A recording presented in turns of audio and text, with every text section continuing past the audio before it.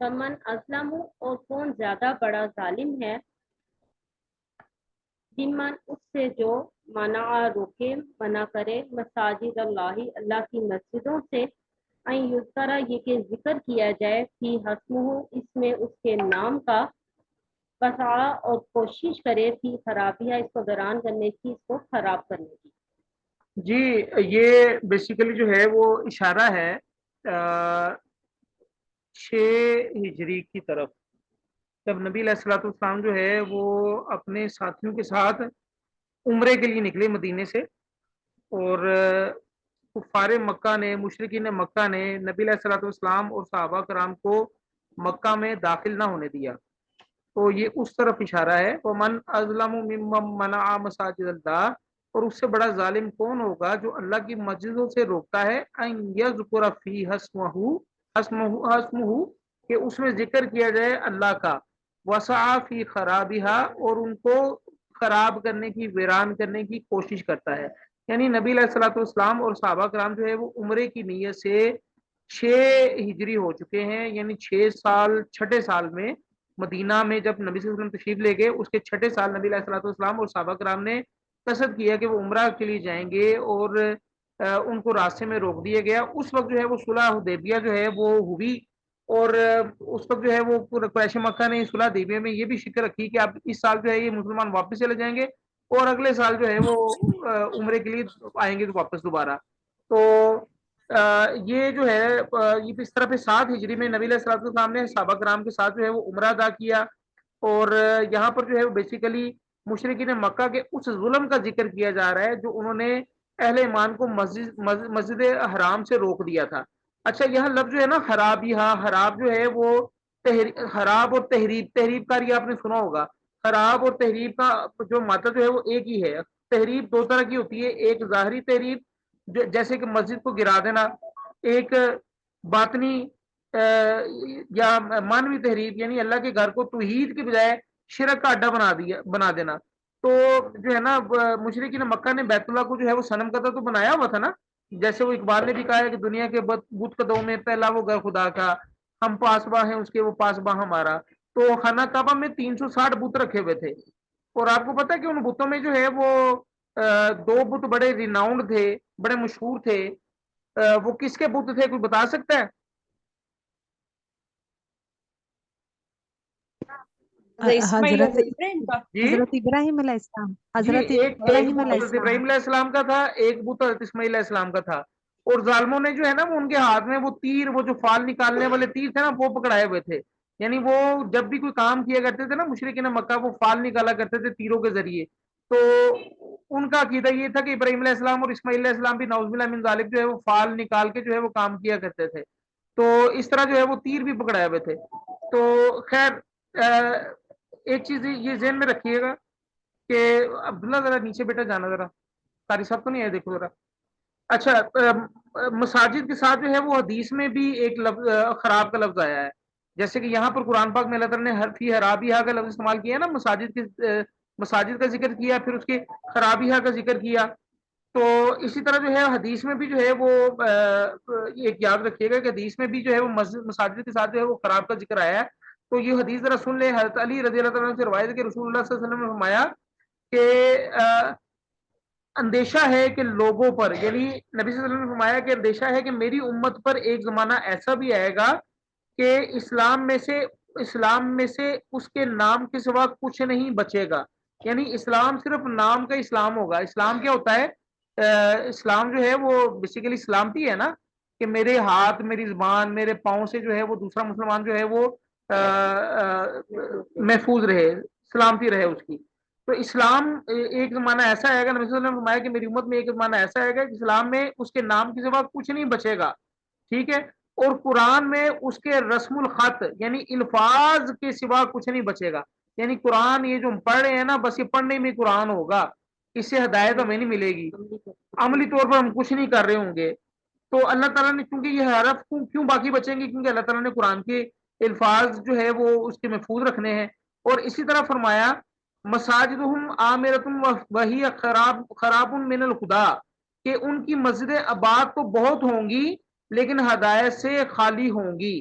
خراب من الخدا کا لفظ آتا ہے تو ہدایت سے خالی ہوں گی، یہاں بھی لفظ جو ہے وہ خراب آیا، ٹھیک ہے. اور ان کے علماء آسمان کی چھت کے نیچے بدترین انسان ہوں گے، یہ حدیث میں آتا جی. فتنہ ان کے اندر سے برآمد ہوگا اور انہی میں گھس جائے گا، یعنی ان کا کام ہی فتنہ انگیزی، مخالفت اور جنگ و جدال ہوگا.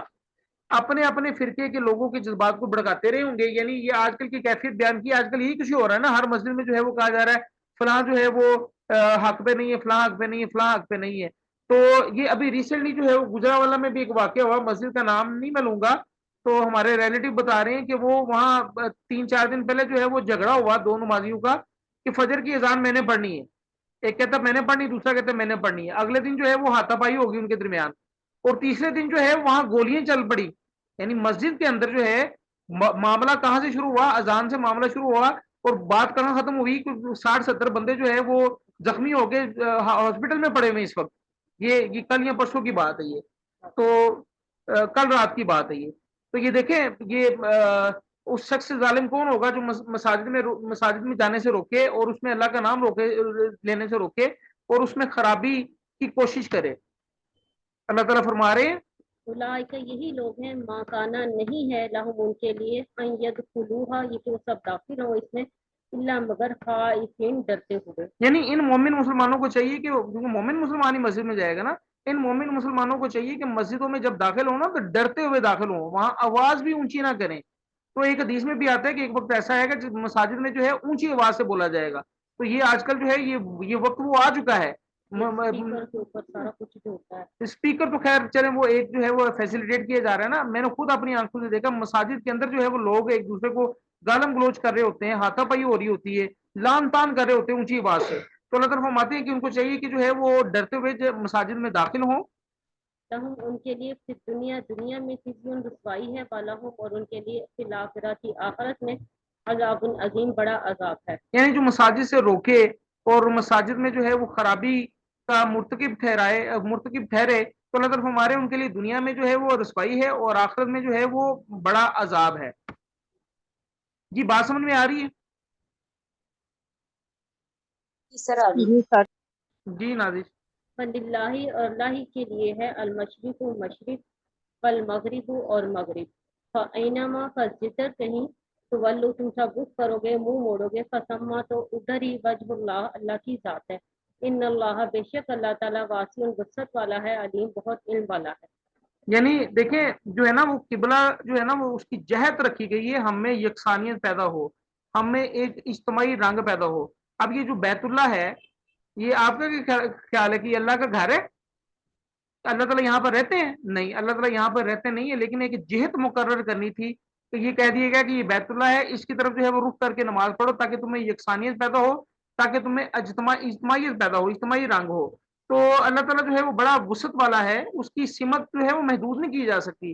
اللہ تعالیٰ کے لیے ہے مشرق اور مغرب، اور جس طرح بھی تم جو ہے وہ رخ کرو گے تو یہ اللہ تعالیٰ کی ذات کو تم وہاں پاؤ گے.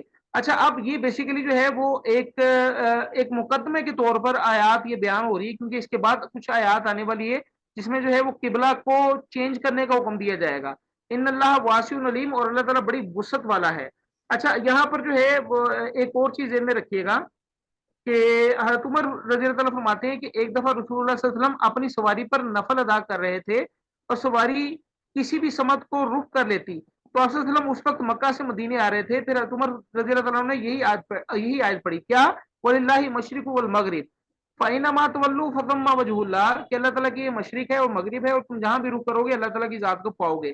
یعنی یہ اس موقع پر حضرت عمر فاروق نے جو ہے وہ آیات پڑھی تو ہر ایک کو قبلہ جدھر. اچھا ایک اور جو ہے وہ حدیث سن لیں کہ ایک سفر میں نبی صلی اللہ علیہ وسلم جو ہے ان کے ساتھ صحابہ کرام تھے، رات بڑی تاریکی تھی، اندھیری رات تھی، تاریک رات تھی، اور رات کو جو ہے وہ ہر ایک نے نماز پڑھی اور قبلے کا پتہ نہیں چلا.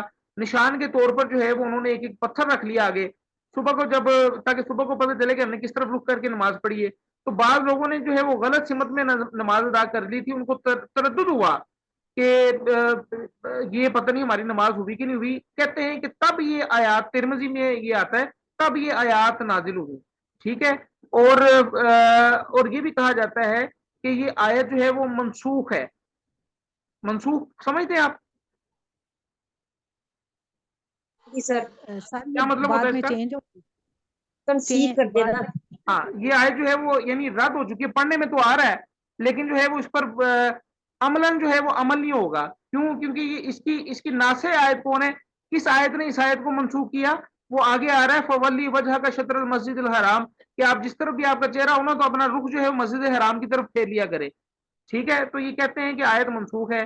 تو بعض لوگ جو ہے وہ اس آیت سے وحدت الوجود کا بھی جو ہے وہ دلیل پیش کرتے ہیں. وحدت الوجود سمجھتے کیا ہوتا ہے؟ جی لائبہ آج کل پڑھی ہے اپنی اسلامیات میں، تو لائبہ کس میں پڑھی ہے؟ پنجابی میں پڑھی ہے. وحدت الوجود کا عقیدہ کیا ہے ذرا بتائیں. کچھ لوگ کہتے ہیں کہ وحدت الوجود یعنی اللہ تعالیٰ ہی سارا کچھ ہے، یہ زمین آسمان انسان ہے، تو انسانوں کا بھی کہتے ہیں کہ اللہ تعالیٰ کا ہی وجود کا حصہ ہے. جی اولیاء جیسے بابا فرید ہاں وغیرہ، ہاں جی بابا فرید وغیرہ یہ کہتے ہیں، ان کے ماننے والے تھے. اب یہ لیکن یہ عقیدہ غلط. جی یہ وحدت الوجود کا عقیدہ غلط عقیدہ ہے. وحدت الوجود کا عقیدہ بیسیکلی جو ہے یہ ہم مسلمانوں میں ہی پایا جاتا ہے. وہ یہ کہتے ہیں کہ ہر شے جو ہے وہ اللہ ہے، انسان بھی اللہ کا حصہ ہے، زمین بھی اللہ کا حصہ ہے. وحدت الوجود ایک ہی وجود ہے، وہ اللہ کا وجود ہے اور اسی وجود سے ساری چیزیں نکلی ہیں. اس آیت سے وہ استدلال کرتے ہیں جو کہ غلط استدلال ہے، غلط ہے یہ. تو خیر جی نازش شاکی کیا ہے جی؟ وقال اتخذ اللہ، اور کہا ان سب نے کہ بنا رکھا ہے اللہ تعالیٰ نے ولدن اولاد، سبحانہ پاک ہے وہ، بلکہ لہو اسی کے لیے ہے ما فی السماواتی والارض جو کچھ آسمانوں اور زمین میں ہے، کلن سارے کا سارا تمام لہو اسی کے لیے قانتون فرما بردار ہے، مطیع ہے. اچھا یہاں پر نا وقال اتخذ اللہ ولدا، اور ان سب نے کہا کہ اللہ نے پکڑ رکھی ہے اولاد. کن سب نے کہا جی؟ جی میرا کوشچن آپ لوگوں کے آگے ہے، کن سب نے کہا؟ جی مشرکین مکہ یہود و نے، نصارا نے. مشرکین مکہ نے مشرکین مکہ نے کہا. کیا کہا مشرکین مکہ نے؟ اللہ نے اولاد رکھی ہوئی ہے. اولاد نعوذ کون سی؟ باللہ. یہ تو حضرت عیسیٰ علیہ السلام نے کو بیٹا نہیں کہا وہ گیا تھا نا. یہ چندہ تھوڑا سا ذرا یہود اونچا و بولے، نصارہ آپ کی آواز بہت کم آ رہی ہے. یہ مشرکین سر جی مکہ نے بھی کہا تھا. ٹھیک ہے، یہود و بیسیکلی یہاں نصارہ نے بھی کہا ہے. تین گروہوں کا ذکر ہے، مشرکین مکہ کا اور یہودیوں کا اور عیسائیوں کا. مشرکین مکہ جی کیا سر. کہتے تھے؟ مشرکین مکہ کہتے تھے کہ فرشتے جو ہے وہ اللہ کی بیٹیاں ہیں. تو اللہ تعالیٰ قرآن میں ایک اور جگہ فرماتے ہیں کہ یہ ایسی انہوں نے تقسیم کی ہے، اپنے لیے بیٹے پسند کرتے ہیں اور میرے لیے بیٹی پسند کرتے ہیں. ٹھیک ہے، اور اسی طرح جو ہے وہ عیسائیوں نے کہا کہ عیسیٰ علیہ السلام جو ہے وہ اللہ کے بیٹے ہیں، اللہ تعالیٰ تو پاک ہے. اور اسی طرح جو ہے یہودی نے کہا کہ عزیر جو ہے وہ اللہ کے بیٹے ہیں، سبحانہ اللہ پاک ہیں. تو ان تین گروہوں کو اللہ تعالیٰ نے اکٹھا کر دی یہاں پر. وقال اتخذ اللہ ولدا، کہ ان سب نے کہا، ان تینوں نے کہا کہ اللہ نے اولاد بنا رکھی ہے، سبحانہ اللہ تعالیٰ پاک ہے. دیکھیں اللہ تعالیٰ جو ہے، دیکھیں بیٹا پکڑنا ایسے ہی ہے کہ جیسے کسی کو اپنے ساتھ شریک ٹھہرا لینا. ٹھیک ہے، حالانکہ ساری دنیا جو ہے وہ اللہ کی مخلوق ہے. ٹھیک ہے، اور جو بیٹا ہوتا ہے نا وہ مخلوق نہیں ہوتا، وہ بلکہ ملکیت میں شامل ہوتا ہے. تو اللہ تعالیٰ تو پاک ہے ان تمام حاجات سے، اللہ کو بیٹا پکڑنے کی کیا ضرورت ہے؟ بلہ اللہ کے لیے ہے ما فی السماوات والارض، جو کچھ بھی آسمانوں و زمین میں ہے وہ اللہ تعالیٰ کے لیے ہے، اللہ کو بیٹا پکڑنے کی ضرورت نہیں ہے. کل اللہ قانتون، اور سب اس کے فرما بردار ہیں، اللہ کو بیٹا پکڑنے کی کیا ضرورت ہے؟ تو پھر آگے کیا فرمایا؟ بدیع السماواتی والارض، زمین اور آسمانوں کا موجود ہے، بنانے والا ہے، ایجاد کرنے والا ہے. وَإِذَا قَضَىٰ أَمْرًا، اور جب کسی کام کا فیصلہ کر لیتا ہے، فَإِنَّمَا، پھر محض یقول وہ کہتا ہے، لہو اس کے لیے، کن فیکون ہو جا تو وہ ہو جاتا ہے. جی یہ پچھلی آیت جو ہے وہ اسی سے ریلیٹڈ ہے کہ انہوں نے جو ہے وہ کہا کہ اللہ نے بیٹا بنا لیا ہے، اللہ تو پاک ہے. اللہ تعالیٰ فرما رہے ہیں کہ وہ تو آسمان و زمین کو بنانے والا ہے. اچھا لفظ بدت آپ نے سنا ہے؟ بے دال آئین تے بدت، جی سر. با دال آئین تے بدت. جی سر سنیں. بدت کا کیا مطلب ہوتا ہے؟ نئی چیز ایجاد کرنا. بدت کا مطلب یہ ہوتا ہے کہ ایسی چیز بنانا، ایسی چیز بتانا جس کی نظیر پہلے نہ ہو، جس کی مثال پہلے نہ ہو. ایک ہوتی ہے بدت، ایک ہوتی ہے حلقت. یعنی ایک ہوتا ہے بدی اس بنانا، ایسے بنانا کہ اس کی مثال پہلے نہ ہو، جیسے آسمان کی تخلیق ہے، جیسے زمین کی تخلیق ہے. اور یعنی اس کو بنانا ہے، اس کو جو ہے وہ مارج وجود میں لانا ہے۔ ایک ہوتی ہے خلقت، جیسے انسان کو بنایا لیکن پہلے مٹی سے بنایا، جن کو بنایا آگ سے بنایا، فرشتوں کو بنایا نور سے بنایا، تو یہ بدعت نہیں ہے، ٹھیک ہے۔ تو اسی طرح جو ہے وہ ایک دین میں بھی بدعت ہوتی ہے نا، وہ بدعت کیا ہے کہ دین میں ہر نئی چیز، ہر بدعت جو ہے وہ گمراہی ہے، اور ہر گمراہی جو ہے وہ جہنم کی طرف لے کے جانے والی ہے۔ تو یہ لفظ اسی سے ہے، بدیو، بدعت سے ہے۔ تو بدیع السماوات والارض، تم کہتے ہو کہ اللہ نے جو ہے وہ بیٹا بنایا ہوا ہے، بدیع السماوات والارض، سبحانہ، اللہ تو پاک ہے، اللہ تعالیٰ نے جو ہے وہ آسمانوں اور زمین کا موجد ہے۔ اور اللہ جب کوئی کسی بات کا امر کر لیتے ہیں، فیصلہ کر لیتے ہیں، فَإِنَّمَا يَقُولُ لَهُ، اللہ تعالیٰ بس اس کو کہہ دیتے ہیں کن، ہو جا، فیکون، وہ ہو جاتی ہے، ٹھیک ہے۔ اچھا اب دیکھیں، جیسے انسان کو اللہ تعالیٰ نے بنایا ہے تو اللہ تعالیٰ نے جو ہے وہ اس کے اندر روح پھونک دی۔ وہ روح کیا تھی؟ میں یہ سمجھتا ہوں کہ اللہ تعالیٰ نے یہی کہا ہوگا کہ کن، کہ ہو جا، انسان بن جا، اور انسان جو ہے وہ بن گیا، ٹھیک ہے۔ تو روح کے متعلق بھی کہا جاتا ہے نا کہ یہ روح کے متعلق سوال کرتے ہیں، تو اللہ تعالیٰ فرماتے ہیں کہ ان سے کہہ دیجئے کہ روح جو ہے وہ اللہ کا حکم ہے، تو یہ حکم ہی ہے نا، کن کہنا، تو کن فیکون۔ تو اسی طرح ہماری روح، اللہ تعالیٰ نے پتلا بنایا آدم علیہ السلام کا، اور پھر اللہ تعالیٰ نے اس کو کہہ دیا کہ کن، ہو جا، اور جو ہے آدم علیہ السلام کے اندر جو ہے وہ خون جو ہے وہ گردش کرنے لگ گیا، اس کا دل جو ہے وہ پمپ کرنے لگ گیا، اس کے پھیپڑے جو ہے وہ ہوا پکڑنا شروع کر دیا۔ تو یہ اللہ تعالیٰ تو پاک ہے، یاد رکھیے گا۔ تو یہ ان دونوں آیتوں کا بڑا ریلیشن ہے کہ انہوں نے کہا کہ اللہ نے جو ہے وہ اولاد پکڑی ہے، سبحانہ ہو، اللہ تعالیٰ پاک ہے، اللہ تعالیٰ جو ہے آسمانوں و زمین کا تو موجد ہے، ٹھیک ہے۔ اور جب وہ کسی بات کا فیصلہ کر لیتا ہے تو کہتا ہے کن، اور وہ چیز ہو جاتی ہے، سبحان اللہ۔ اچھا اس کے بعد جو ہے وہ اس آیت میں کیا کہا جا رہا ہے، یہ بھی ذرا غور طلب آیات ہے، ذرا دھیان سے ذرا دیکھیے گا۔ وقال الذین، اور کہا ان لوگوں نے جو لا یعلمون، نہیں وہ علم رکھتے، لولا یکلمنا اللہ، کیوں نہیں کلام کرتا ہم سے اللہ تعالیٰ، او تأتینا آیت، یا ہمارے پاس کوئی آیت آ جاتی۔ یہ کن لوگوں نے کہا جی کہ اللہ ہم سے کلام کیوں نہیں کرتا، یہ ہمارے پاس کوئی نشانی آ جاتی؟ سر یہودیوں نے، نہیں، یہودیوں نے، لا یعلمون، یہودی تو علم والے تھے، مشرکین مکہ نے یہ پھر مشرکین مکہ مشرکین کے مکہ، متعلق بات کی جا رہی ہے۔ وقال الذین لا یعلمون، اور ان لوگوں نے کہا جو نہیں جانتے تھے، جن کے پاس علم نہیں تھا، وہ مشرکین مکہ تھے، اور وہ کیا کہا انہوں نے کہا کہ اللہ ہم سے بات کیوں نہیں کرتا، یا ہمارے پاس کوئی نشانی کیوں نہیں آ جاتی۔ یہ دیکھیں کچھ آیتیں ذہن میں آئیں، جیسے موسیٰ علیہ السلام نے کہا، موسیٰ علیہ السلام کی قوم نے کہا تھا کہ ہم تب تک تم پر ایمان نہیں لائیں گے جب تک ہم اللہ کو جو ہے وہ ظاہرتاً نہیں دیکھ لیتے۔ تو یہ وہ اسی طرح کی آیات نہیں ہے۔